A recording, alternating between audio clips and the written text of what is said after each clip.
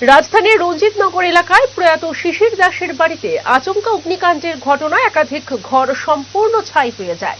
বাড়ির ভাড়াটিয়ার ঘরে বৈদ্যুতিক শর্ট সার্কিট থেকে আগুন লাগে। ক্ষয়ক্ষতির পরিমাণ ৫ থেকে ৬ লক্ষ টাকা বলে জানিয়েছে ফায়ার সার্ভিস টিম। ঘটনাস্থলে পৌঁছে দমকলের দুটো ইঞ্জিন আগুন নিয়ন্ত্রণে আনে।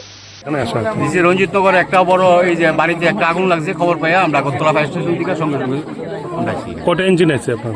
আমরা মোট 2টা ইঞ্জিন। কিসের থেকে লাগছে বলে প্রাথমিক এটা ইলেকট্রিক শর্ট সার্কিটে সম্ভব। এরকম কোনো কিছু পাওয়া গেছে কি যে? হ্যাঁ, আমরা বাড়িতে আসার পরে আমরা কাজ করতে অনেক অসুবিধা হয়েছে। পুরো বাড়ি ইলেকট্রিক শর্টে আছে। কয়টা ঘর পড়ছে?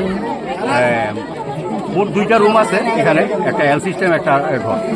প্রাথমিক পর্যায়ের ক্ষয়ক্ষতির পরিমাণ কিরকম হতে পারে? অনুমানিক ৳1,05,000 ঘর মালপত্র নিয়ে। আপনার নামটা? আমার নাম লিডিং ফায়ারম্যান রূপক রায়।